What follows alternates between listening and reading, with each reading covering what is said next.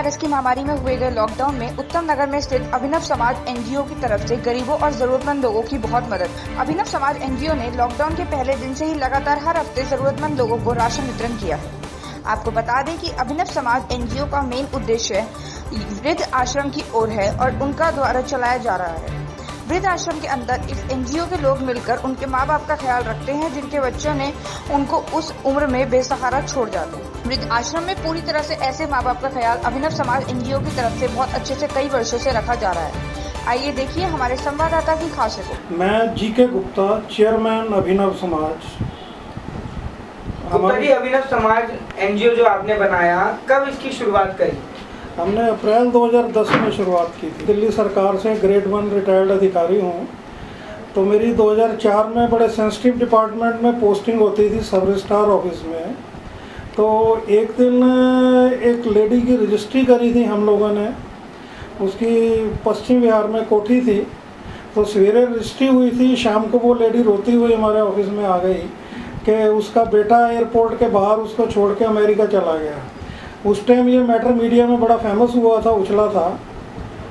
तो वो रजिस्ट्री क्योंकि मेरे हाथ से हुई थी और बड़ा काफ़ी दिन महसूस करता रहा मैं कि मेरे से कुछ गलत हो गया, हालांकि वो जो है मेरी एक ड्यूटी का हिस्सा था। तब मैंने देखा कि लोग कैसे पैसे के लिए अपने पेरेंट्स को भी जो है छोड़ देते हैं। उसके साथ फिर मेरे और 2-4 कोलीग्स के साथ भी ऐसी घटनाएं हुई कि उनके पेरेंट्स ने उनके बच्चों ने उनके साथ मिसबिहेव किया, घर से निकाला। तो वो देख के फिर हम लोगों के माइंड में यही आया कि हम लोग तो चलिए समर्थ हैं, जो है स्टैंड हो सकते हैं, लेकिन बहुत से लोग हैं सड़क पे हैं, कुछ करने लायक नहीं है, उनकी हेल्प करनी चाहिए। तभी हम लोगों ने वृद्ध आश्रम का हमारा जो है मोटिवेशन हुआ। उसके साथ साथ जो है कुछ एजुकेशन पे भी काम कर रहे हैं, मेडिकल में भी कर रहे हैं। तो मेनली हमारा एल्डरली पे ही फोकस है। आपके वृद्ध आश्रम को कोई सेंट्रल से या स्टेट गवर्नमेंट से कोई सपोर्ट मिलता हो? नहीं जी, अभी तक तो कुछ नहीं मिला है। अभी तक तो हम कुछ अपने ही सोर्सेज और अपने कुछ डोनर्स के सपोर्ट से ही चला रहे हैं।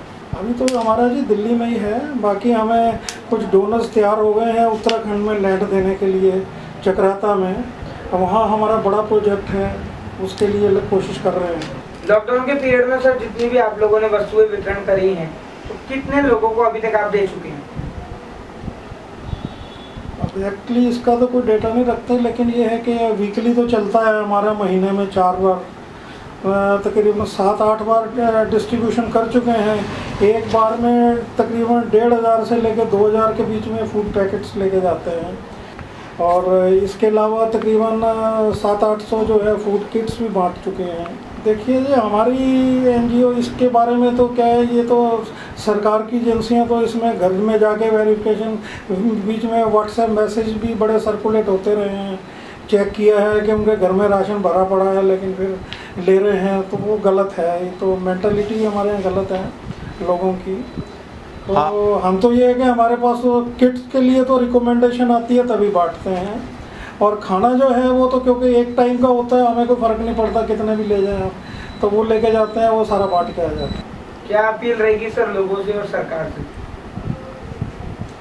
देखो जी, कोरोना के बारे में तो ये है कि लोग अपनी सेहत का खुद ध्यान रखें। सरकार हर वक्त तो साथ नहीं उनके रह सकती। ये जो गाइडलाइंस हैं, सोशल डिस्टेंसिंग या दूसरी है, ये तो उन्हें खुद ही फॉलो करना चाहिए, तभी बचा सकते हैं अपने आप को।